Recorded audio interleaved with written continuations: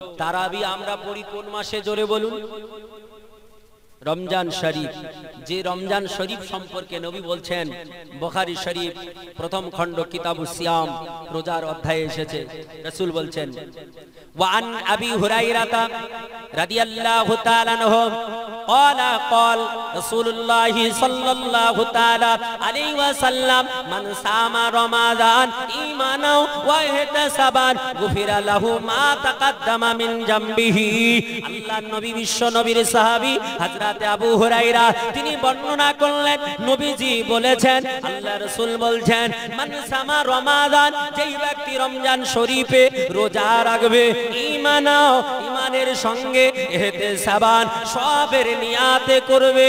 আল্লাহ তাআলার নবী বলেছেন, ও দুনিয়ার বুকের মুসলমান শোনো, আমার আল্লাহর নবী বলছেন, গুফিরা লাহু মা তাকাদ্দামা মিন জামবিহি। আমার নবী বললেন, আমার আল্লাহ তাআলা ওই ব্যক্তিটার জীবনের তামাম গুনাহসমূহকে আমার আল্লাহ তাআলা মাফ করে দেবে। আল্লাহ মাফ করে দেবে।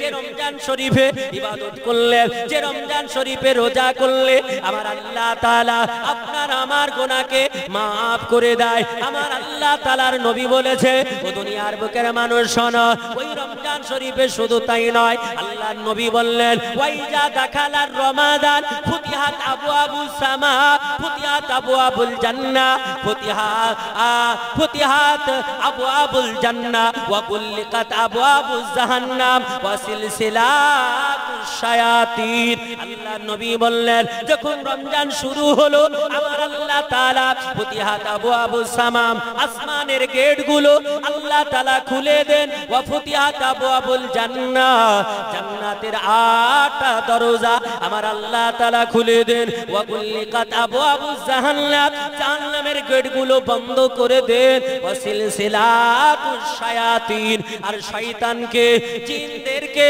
আমার আল্লাহ তাআলা জিনজির দিয়ে বেঁধে দেন। এত মাস, আর এই মাসে এরা বলছে ইবাদত করা লাগবে না, হ্যাঁ ইবাদত করতে হবে না, কম করো।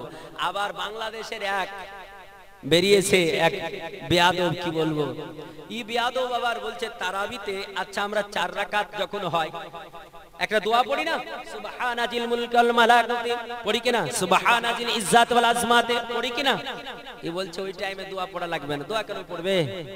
4 রাকাতের টাইমে দোয়া না পড়ে ওই টাইমে ঘুরে বেড়াবে, চা খাবে, বিস্কুট খাবে, চানাচুর খাবে। বলেন এ পাগলা কে? আর কি ও খাওয়ার টাইম পায়নি, নামাজে খাবে। হ্যাঁ, আল্লাহর ইবাদত যেখানে হবে, যেখানে দুয়ার কথা বলা হয়েছে, ওখানে বলছে ও চা বিস্কিট খা। বলেন তো দেখি, শয়তান কত ধরনের যে হয় আল্লাহই ভালো জানে, বুঝছেন কিনা? তো শয়তান থেকে আমাদেরকে বেঁচে থাকতে হবে। শয়তান থেকে বেঁচে থাকবো কিনা? শয়তান থেকে বেঁচে থাকতে গেলে প্রকৃত মুমিন হতে হবে, মুত্তাকি হতে হবে, সহি সুন্নি ওয়াল আকীদার মানুষ হতে হবে, পীর কামিল মুর্শিদের হাতে বায়াত গ্রহণ করতে হবে। শয়তান থেকে আপনি বেঁচে যাবেন। শয়তান অনেক সময় মানুষকে দেখে পালায় না? পালায়। হযরত উমারে ফারুক আজম যার কথা বলছি, উমারে ফারুক আজম যে রাস্তা দিয়ে একবার হেঁটে যেতেন, ওই রাস্তা দিয়ে ইবলিস 40 দিন পর্যন্ত যাওয়ার সাহস পেত না। বলি সুবহানাল্লাহ। শুধু তাই নয়, আমার গাউসে পাক কুতুবে রব্বানি মাহবুবে সুবহানি শেখ সৈয়দ আব্দুল কাদের গিলানি রহমাতুল্লাহ আলাইহি যে রাস্তা দিয়ে যেতেন, ওই রাস্তা দিয়ে ইবলিসও সেই দিন যেতে ভয় পেত। বলি সুবহানাল্লাহ। গাউস পাক, অনেকে বলছে গাউস পাককে গাউস পাক বলা যাবে না, গাউসুল আজম বলা যাবে না।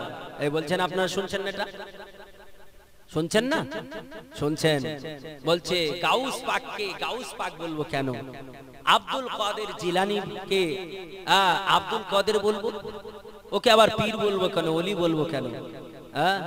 আল্লাহ পাক তিনাদের যে ক্ষমতা দিয়েছেন, তোমার সেই উনার ক্ষমতার 1000 বিভাগ করে 1% তোমার ভিতরে নেই, আর তুমি বলছো ওনাকে গাউস বলবো কি করে? পৃথিবীতে সবচাইতে দুষ্কর কাজ কি বলুন তো? সবচাইতে কঠিন সারা পৃথিবীর মানুষের কাছে। সে বিজ্ঞানী হতে পারে, সায়েন্টিস্ট হতে পারে, দার্শনিক হতে পারে, আলিম উলামা, সবার সবচাইতে কঠিন কাজ কি? যেটা করা অসম্ভব কি? মুর্দাকে জীবিত করা। দুনিয়াতে কেউ পারবে মরাকে জীবিত করতে? পারবে গো? যদি পারতো তাহলে করোনার সময় ব্রিটেনের রাজার ছেলে প্রথমই যে মারা গিয়েছিল বাঁচিয়ে নিত না? নিত না? নিত। পারবে না। আল্লাহ পাক রব্বে কায়নাত এই ক্ষমতা পৃথিবীতে আল্লাহ কয়েকজন ব্যক্তিকে দিয়েছিলেন, বলি সুবহানাল্লাহ। আল্লাহর নবী, বিশ্ব নবী সাহেবে দোজা, তিনার পূর্বে হযরতে ঈসা রুহুল্লাহকে আল্লাহ দিয়েছিলেন। তিনি জীবনে 2টা মৃত ব্যক্তিকে জীবিত করেছেন, বলি সুবহানাল্লাহ। আর আমাদের নবী কটা করেছেন বলুন তো? আমাদের রাসূল কটা করেছেন? আমাদের নবী করেছেন কি করেননি? আমাদের নবী পাক তিনি জীবনে 3খানা মৃত ব্যক্তিকে জীবিত করেছেন, বলি সুবহানাল্লাহ। এখন এই আলোচনা আবার কখন কোন জায়গায় যদি বলি তা আবার অনেকটা লং হবে। আর আমি 2 ঘন্টা বলবো বলেছিলাম, 2 ঘন্টা মনে হয় ক্রস করছে, বুঝছেন কিনা? মুআজ্জাজ মুহতারাম, আর নবীর একজন গোলাম তিনিও করেছিলেন। তিনার নাম কি? জোরে বলুন, নামটা জানেন না? হযরতে আব্দুল কাদের জিলানী রাহমাতুল্লাহ আলাইহি, তিনার জামানায় সময়কালে একটা খ্রিস্টানের সঙ্গে মুনাজারা শুরু হয়ে গেল। মুনাজারা বুঝেন তো? বাহাস, মোকাবেলা। খ্রিস্টানের সঙ্গে মুনাজারা শুরু হলো। খ্রিস্টানেরা বলে আমাদের নবী হলো বড় তোমাদের নবীর চাইতে। খ্রিস্টানদেরকে বলা হলো, ও খ্রিস্টানের পাদ্রীরা শোনো, ও খ্রিস্টানদের ফাদার শোনো, তোমরা তোমাদের নবীকে কেন বড় বলো? একটু তার দলিল দাও, একটা প্রুফ দাও। তারা বলল, শোনো, এই জন্য আমরা ঈসা ইবনে মারিয়ামকে বড় বলি, আমরা যীশু খ্রিস্টকে সবচাইতে বড় বলে থাকি। আমাদের নবী যেটা করেছে পৃথিবীর জমিনে আর কোন নবী সেটা করতে পারেনি, কোন নবী সেটা করেনি। যেই জন্য আমরা আমাদের নবীকে সবচাইতে বড় বলি। বলে তোমাদের নবী কি করেছে? ওই লোকগুলা বলল, খ্রিস্টানদের আলিমেরা বলল, ওগো মুসলমানেরা শোনো, আমাদের নবী হযরতে ঈসা আলাইহিস সালাম, ঈসা ইবনে মারিয়াম, তিনি পৃথিবীর জমিনে তিনি একদিন রাস্তা দিয়ে চলতেছিলেন। তাফসিরে বাইজাবি উঠিয়ে দেখুন, আপনার লেখা রয়েছে আল্লাহ পাক রব্বে কায়নাতের নবী হযরতে ঈসা রুহুল্লাহ তিনি রাস্তা দিয়ে চলে যাচ্ছিলেন। এমন অবস্থায় দেখলেন একটা জায়গায় জানাজা অনুষ্ঠিত হয়েছে। আল্লাহর নবী হযরতে ঈসা আলাইহিস সালাম ওইখানে গিয়ে উপস্থিত হলেন। মানুষেরা দেখলো আমাদের নবী এসেছে। হযরত ঈসা রুহুল্লাহকে দেখে তারা আপনার বলল, হুজুর গো, ওগো আমাদের নবী, ওগো আমাদের রাসূল, আপনি ইমামতি করে জানাজাটা পড়িয়ে দিন, কমপ্লিট করে দিন। আল্লাহর নবী ঈসা রুহুল্লাহ, আমার আল্লাহ তাআলার মনোনীত নবী, তিনি আপনার দাঁড়িয়ে গেলেন, জানাজায় দাঁড়িয়ে নামাজ পড়াবে। ওইখানে আপনার মেয়েটা ছিল, যে বালকটা মারা গিয়েছে, যে সন্তানটা মারা গিয়েছিল, তার মা ওখানে ছিল। মা বলে নবী পাককে দৌড়িয়ে, নবী পাকের কাছে দৌড়িয়ে এসে বলে, ওগো আমাদের নবী ঈসা রুহুল্লাহ, ওগো আল্লাহর নবী, ওগো আল্লাহর রাসূল, আমার সন্তানকে আমার কোলে ফিরায়া দিন। হযরত ঈসা আলাইহিস সালাম তিনি বললেন, ওগো আমার উম্মতনি, তোমার সন্তানের জন্য আমি দোয়া করে দেব যাতে করে তোমার সন্তান জান্নাতি হয়ে যায়। মেয়েটা কান্না শুরু করলো। মেয়েটা বলল, হুজুর গো, আমি অন্য কিছু চাই না, আমার একটাই সন্তান আমি ফিরে পেতে চাই।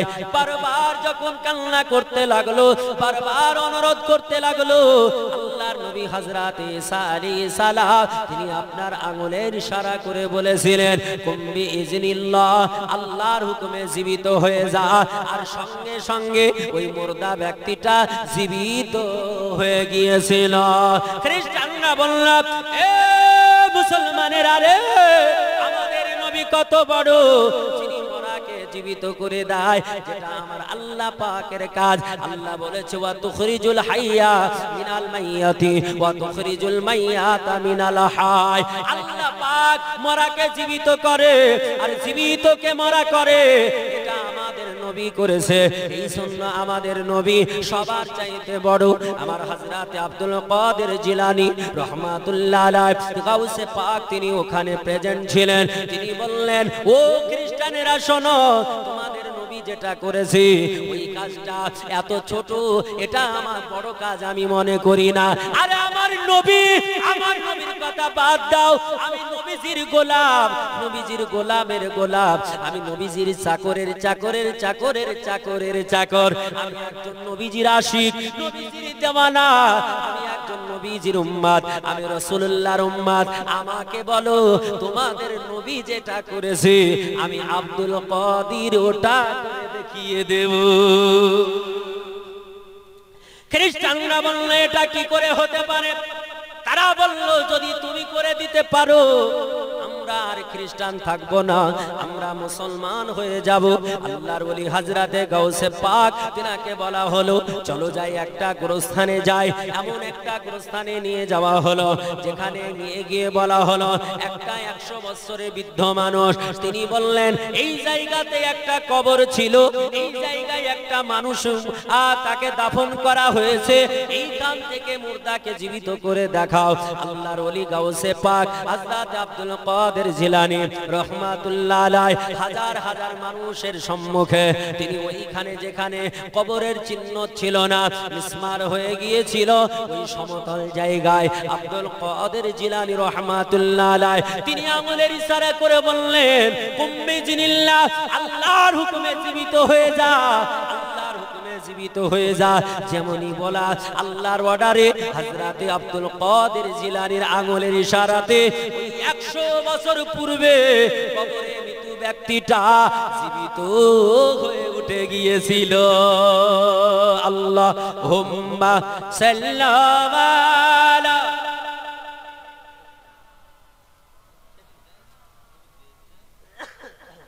ওয়ালা আলি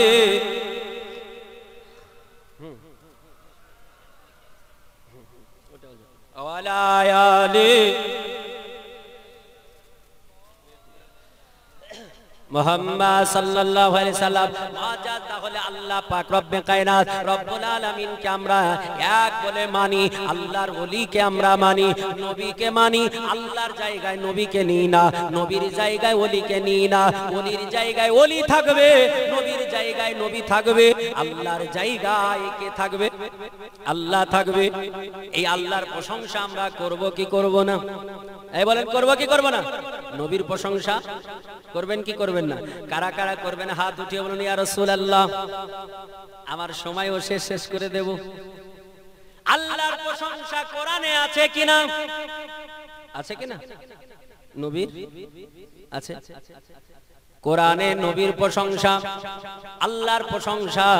তাহলে তাওরীতে কার প্রশংসা? তাওরীতে আল্লাহর প্রশংসা, ওইখানে নবীর প্রশংসা। হযরত মুসা কালিমুল্লাহর প্রশংসা শুধু হওয়া দরকার নাকি?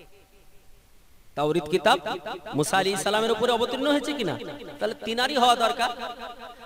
কিন্তু শুধু মুসার নাম ওই তাওরীত কিতাবে মাত্র 4টা জায়গায়, আর আমার নবীজির নাম হলো আপনার 72 জায়গায়। জাবুর কিতাবে আল্লাহর প্রশংসা হবে, ওইখানে নবীর প্রশংসা হবে না। কিন্তু না, ওইখানেও আমার রাসূলের প্রশংসা। বলে হযরতে দাউদ আলাইহিস সালাম তিনার কথা আলোচনা হবে, আমার নবী মুহাম্মাদের কথা হওয়া দরকার নাই। বলে ওখানেও আমার নবীর প্রশংসা আছে, আমার মুহাম্মদ সাল্লাল্লাহু আলাইহি সাল্লামের প্রশংসা আছে। ইনজিল শরীফে আল্লাহর প্রশংসা, ঈসা রুহুল্লাহর প্রশংসা শুধু হবে। বলে ঈসা রুহুল্লাহর প্রশংসা শুধু নয়, আমার নবীজির প্রশংসাতে পুরো ইনজিল শরীফ ভরা। বলে তাওরীতে নবীর কথা, ইনজিলে নবীর কথা, জাবুরে নবীর কথা, কোরআনে নবীর কথা, বেদের মধ্যে নবীর কথা। আপনার মনীষী মনু বলেছে বল কি কোরআনে নবীর কথা, আল্লাহর কথা, ওখানেও আল্লাহ রাসূলের কথা। ও নামাজ তে নামা হোতার বিন্দ্র মহাশরীন্দ্রা অল্লাহু আল্লাহ জষ্টং ষষ্ঠং পরামং পরণং অল্লাহু আল্লাহ সম্বল বিষ্ণু দশাসে গৃহ পাত্রা ভাবামহম সমতং বিষ্ণু দশা গর্ভ মাধব সমা। যারা বল সুবহানাল্লাহ। এ মুসলমানেরা, আল্লাহ নবীর কথা শুধু কোরআনে থাকবে কেন? আল্লাহ রাসূলের কথা শুধু বেদে থাকবে কেন? নবীজির কথা বেদে যেমন আছে তেমন করে কলকি পুরাণে আছে, তেমন করে যজুর্ব বেদে আছে, তেমন করে অথর্ব বেদে আছে, তেমন করে সামবেদে আছে, তেমন করে আপনার ত্রিপিটকের মধ্যে আছে, তেমন করে চান্দাবস্তার মধ্যে আছে। আল্লাহর নবীর শানে, আল্লাহর শানে বেদের মধ্যে মনুষ্য মনোল্লাহ ওম নমস্তে নমা নমা হোতার বিন্দ্র মহাশৃঙ্গরা অল্লাহু আল্লাহ জষ্টং ষষ্ঠং পরামং পরণং অল্লাহু আল্লাহ। তিনি বললেন মনুষ্য মনো বলল, ওরে আমার বিশ্বাসীরা, ওরে আমার অনুসারীরা, কান খুলে শোন। যারা আমাকে অনুসরণ করবি তারা মন দিয়ে শোন, কান খুলে শোন, ভালো করে জেনে রাখ। যারা তোরা আমাকে মানবি, আমি মনুষ্য মনো, আমি সনাতন ধর্মের গুরু। সনাতন ধর্ম যেটা আপনার হিন্দু ধর্ম বলে, আসলে হিন্দু ধর্ম বলে কোনো ধর্ম নাই, হিন্দু ধর্ম বলে কোনো ধর্ম পৃথিবীতে নেই।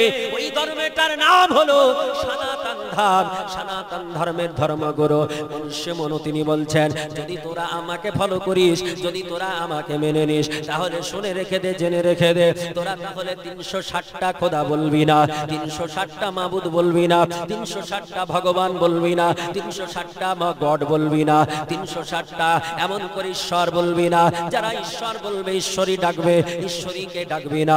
কারণ যারা যা পৃথিবীর জমিনে আমি দুনিয়ার মানুষ তোদেরকে জানিয়ে দিলাম, শুনে রেখে দে। হোতার বিন্দ্র মহাশৃঙ্গরা, যিনি সমগ্র দুনিয়াটাকে সৃষ্টি করেছেন, যিনি সারা পৃথিবীটাকে তৈরি করেছেন, তিনি আর অন্য কেউ নয়। তিনি বললেন তিনি হলেন আল্লাহু আল্লাহ। তিনি মাত্র এক আল্লাহ, এক রব্বে কায়নাত রব্বুল আলামিন। তিনি এক, তিনি ওয়াহদাহু লা শারীক। যেটা আমার আল্লাহ কোরআন পাকে বলেছে, কোরআন শরীফ 30 পারা সূরা ইখলাসে আমার আল্লাহ বললেন, কুল নবী আপনি বলে দিন আল্লাহু আহাদ, আল্লাহ হলো এক। আর মনীষী মনো বেদের মধ্যে বললেন আল্লাহু আল্লাহ, আল্লাহ হলো এক।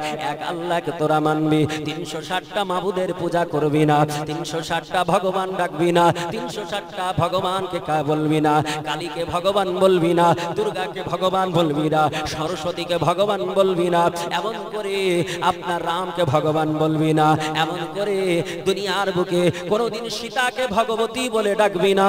কারণ আল্লাহ যিনি হবে, আল্লাহর কোনো পুরুষ স্ত্রীলিঙ্গ নেই, আল্লাহর কোনো পুরুষ লিঙ্গ নেই, আল্লাহর কোনো উভয় লিঙ্গ নেই। আল্লাহ এক বচন থেকে দ্বিবচন হয় না। যদি ভগবান বলে কাউকে ডাকিস তাহলে ভগবতী পৃথিবীতে থাকবে, তাহলে শিরক হয়ে যাবে।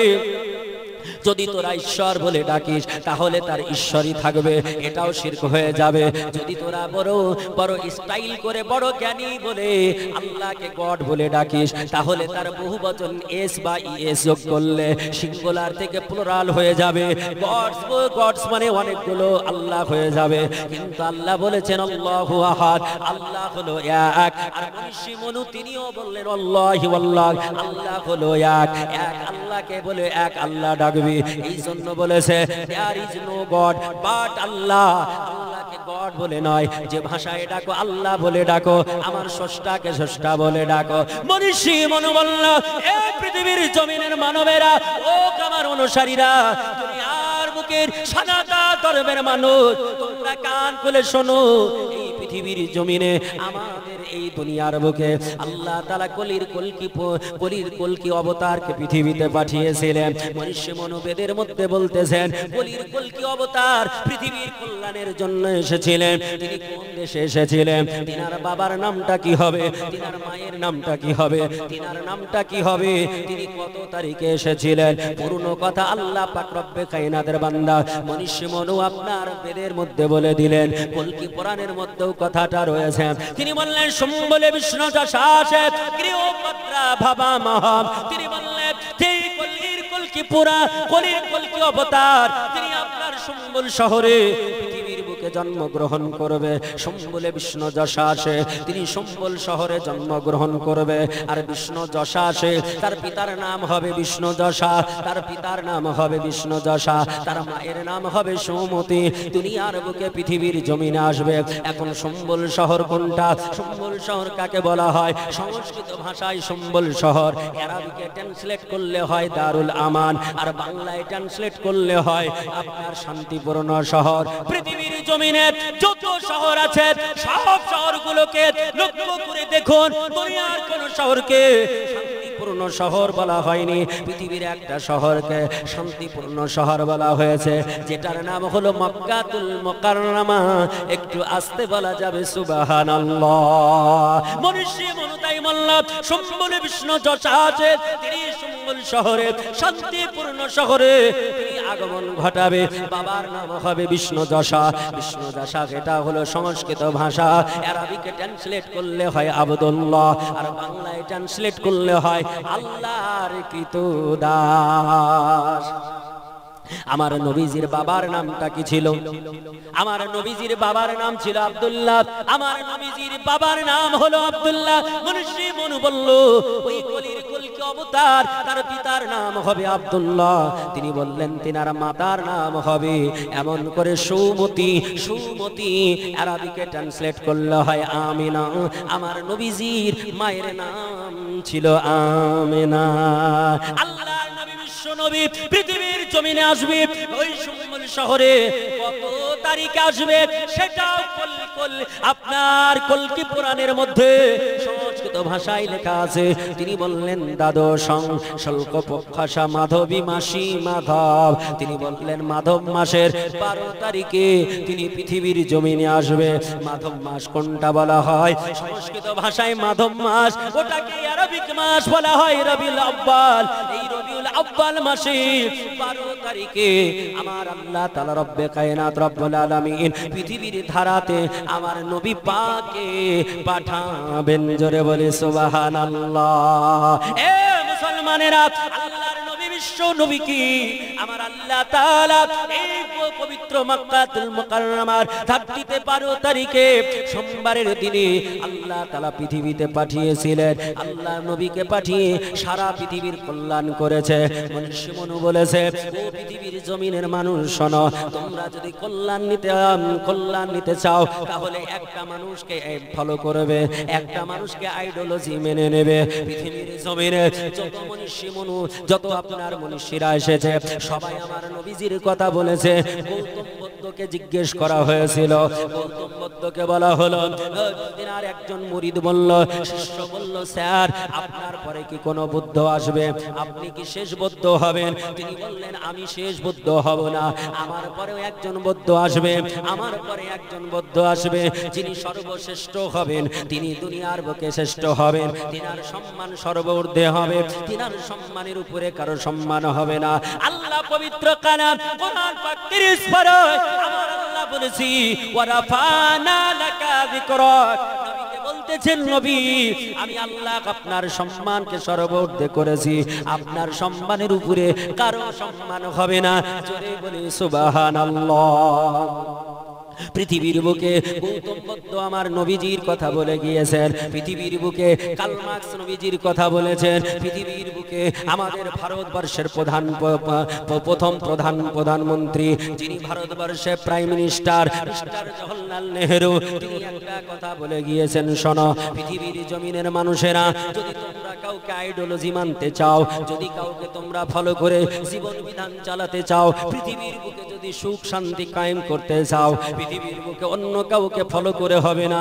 সে গৌতম বুদ্ধ হতে পারে, সে গুরু নানক হতে পারে, সে গুরু গোবিন্দ দাস হতে পারে, সে আবার শ্রী চৈতন্য দেব হতে পারে, সে আপনার রামদেব হতে পারে, সে কার্ল মার্কস হতে পারে, সে গ্যালিলিও হতে পারে, সে নিউটন হতে পারে, সে দুনিয়ার যে কোনো মহাজ্ঞানী হতে পারে।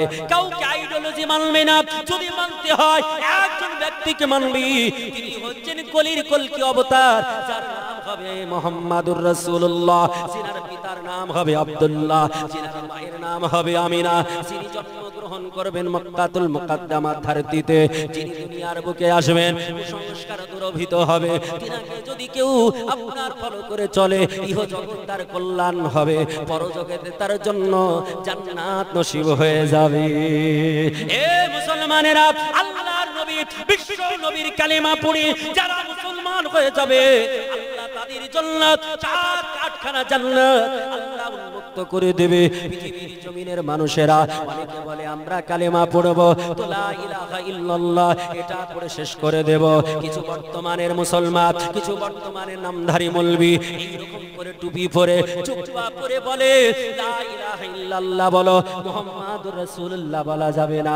দুনিয়ার বুকে এইরকম হাজারো আপনার ফিতনা ফাসাদ শুনতে পাওয়া যায়। আপনাদের কলকাতার বুকে নিউ টাউনের মানুষ শুনেছেন কি জানি না, কিন্তু আমাদের মুর্শিদাবাদে শোনা যায় না? বলে লা ইলাহা ইল্লাল্লাহ বলবে, মুহাম্মাদুর রাসূলুল্লাহ বলবে না। বলে কেন বলবে না? বলে মুহাম্মাদুর রাসূলুল্লাহ বললে আল্লাহর সঙ্গে শিরক হয়ে যাবে। হায় রে পাগলা, কাকে শিরক বলে তুমি জানো না? শিরক হলো ওটা যেটা আল্লাহর সঙ্গে সমতুল্য করা হয়। লা ইলাহা ইল্লাল্লাহ মানে আল্লাহ ছাড়া কোনো মাবুদ নেই, আল্লাহ ছাড়া কোনো উপাস্য নেই। মুহাম্মাদুর রাসূলুল্লাহ সাল্লাল্লাহু তাআলা আলাইহি ওয়াসাল্লাম আল্লাহর প্রেরিত দূত। জোরে বলি সুবহানাল্লাহ। আমার আল্লাহ পাক রব্বে কায়নাতের নবী, তিনার কালেমা পড়লে কি লাভ হবে এটা বলে আপনার শেষ করে দেব। কারণ মাহফিল শেষের দিকে ছিল, কিন্তু আমার ভাইজানের রিকোয়েস্টে একটু আপনার একটা সংস্কৃত বলুন, যার জন্য আমি একটু বাড়লাম, সংস্কৃত ভাষা দিয়ে শেষ করে দেব। আল্লাহর নবী বিশ্ব নবীর কালেমা পড়লে লাভ কি হবে, আর যারা পড়বে না তাদের কতটা ক্ষতি হবে শোনো। আমার মুসলমান কান খুলে শোনো, দুনিয়ার কোন মুসলমান, পৃথিবীর কোন যদি বেধর্মী কোন মানুষ, সেটা খ্রিস্টান হতে পারে, সেটা শিখ হতে পারে, সেটা জৈন হতে পারে, সেটা ইহুদি হতে পারে, সেটা সনাতন ধর্মের মানুষ হতে পারে, পৃথিবীর যে কেউ হোক না কেন, সারা জীবন যদি পড়ে লা ইলাহা ইল্লাল্লাহ লা ইলাহা ইল্লাল্লাহ, কোন দিনের তরে মুসলমান মানা যাবে না, কোনদিন মুসলমান বলা যাবে না। যেই দিন বলবে লা ইলাহা ইল্লাল্লাহ মুহাম্মাদুর রাসূলুল্লাহ সাল্লাল্লাহু তাআলা আলাইহি ওয়াসাল্লাম, এটা যেই দিন মুখ দিয়ে উচ্চারণ করবে, অন্তর দিয়ে বিশ্বাস করে নেবে, অন্তর দিয়ে মেনে নেবে, সেই দিন তিনি পাক্কা সচ্চা মুসলমান হয়ে যাবে। জীবনে যত গুনাহ করেছে পূর্বে সব গুনাহগুলো আমার আল্লাহ তাআলা maaf করে দেবে। আর লা ইলাহা ইল্লাল্লাহ এটা পড়লে তোমার লাভ কি হবে? এটা তো কালাম কোরআন থেকে বুঝলি, হাদিস থেকে বুঝলি, ইসলামিক থিওরি থেকে জানলে। শুনে রেখে দাও, জেনে রেখে দাও, বেদের মধ্যে আপনার লেখা রয়েছে, ও দুনিয়ার বুকের মানুষ শোনো, লা ইলাহা ইল্লা ইলাহা পরম পাদম আল্লাহি মুহাম্মাদান রাসূলুল্লাহ। বেদের মধ্যে সংস্কৃত ভাষায় মনীষী মনে বলল, ও পৃথিবীর জমিনের মানুষ, যদি কেউ লা ইলাহা ইল্লাল্লাহ পড়ে নাও, পরম পাদম লা ইলাহা ইল্লাল্লাহ পড়লে আল্লাহ তার গুনাহসমূহকে maaf করে দেবে, আল্লাহ গুনাহসমূহকে ক্ষমা করে দেবে।